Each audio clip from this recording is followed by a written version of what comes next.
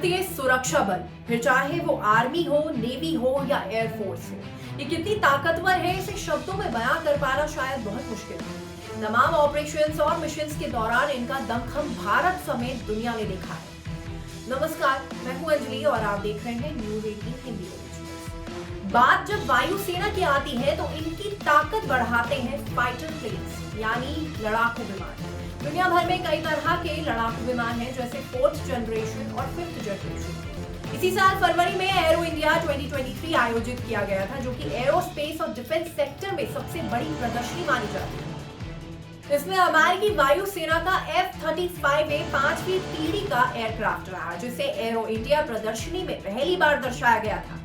कई देश 5वीं पीढ़ी के एयरक्राफ्ट विकसित करने में जुटे हुए हैं। 3 ऐसे देश हैं जिन्होंने मुख्य रूप से फंक्शनल 5th जनरेशन एयरक्राफ्ट बनाए हैं। इनमें अमेरिका का F-22 और F-35 लाइटनिंग शामिल है। इसके अलावा रूस का सुखोई 57 और चीन का J-20 भी है। बहरहाल आज हम बात करेंगे लड़ाकू विमानों की जनरेशंस की, यानी विमान की चौथी, 5वीं और 6ठी पीढ़ी में क्या अंतर है, आज हम ये जानेंगे। कौन सा है बेहतर? कई तरह के लड़ाकू विमानों को लाया जाता है और कई विमानों को डीकमीशन किया जाता है। दरअसल हर विमान का अपना लाइफ स्पैन होता है, जिसके खत्म होने के बाद उनका इस्तेमाल खुद के लिए ही घातक साबित हो सकता है। इसके अलावा तकनीक को भी अपग्रेड किया जाता है। फिलहाल कुछ देशों के पास 5वीं पीढ़ी के विमान हैं। अगली जनरेशन यानी 6ठी पीढ़ी को कई देशों में अवधारणा माना जाता है। ऐसे में ये समझना जरूरी है कि चौथी पीढ़ी से 5वीं तक पहुंचते हुए विमानों में क्या बदलाव आया और आगे क्या बदल सकता है। 4th जनरेशन के लड़ाकू विमान। सबसे पहले बता दें कि चौथी पीढ़ी के फाइटर जेट साल 1980 से सेवा में रहे और ये साल 1970 के कॉन्सेप्ट्स पर आधारित है। हालांकि अभी आउटडेटेड हो चुके हैं। इनमें बाहर की तरफ लगे हथियार और पुराने फ्रेम डिजाइन के कारण इनका इस्तेमाल करते रहना ठीक नहीं माना जाता है।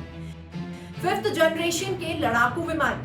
वहीं 5वीं पीढ़ी के विमान 21वीं शताब्दी की शुरुआत में बनी तकनीक पर आधारित है। 5वीं पीढ़ी के विमानों की खासियत की बात की जाए तो ये कई तरह से पावरफुल है और इनमें कई क्षमताएं हैं। इन विमानों की इस खासियत की वजह से इन्हें रडार पर पहचानना बेहद मुश्किल हो जाता है। उदाहरण के लिए अमेरिका के F-22 विमान की बात करें तो इसे अदृश्य शिकारी माना जाता है, क्योंकि ये नजर और रडार से बचकर दुश्मन के विमानों को मार गिरा सकता है। इसे बहुत घातक माना जाता है।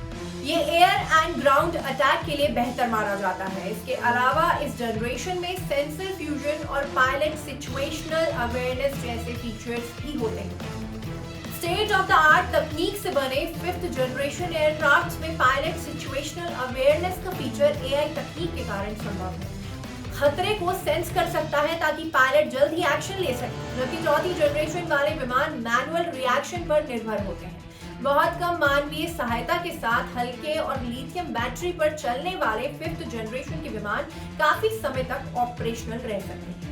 चौथी जनरेशन के मुकाबले 5वीं जनरेशन के विमानों की फ्यूल एफिशिएंसी भी ज्यादा होती है। चौथी जनरेशन के विमान मुख्य तौर पर मिसाइलों पर निर्भर होती हैं, जबकि 5वीं जनरेशन वाले हथियारों के साथ साथ रडार तकनीक पर भी निर्भर होते हैं, जिससे टारगेट की सटीक ट्रैकिंग और हमला संभव है। मिराज, जैगुआर USA का F-15, F-16 और रूस का Su-27 और MiG-29 4th जनरेशन की। कब आएगी 6ठी पीढ़ी?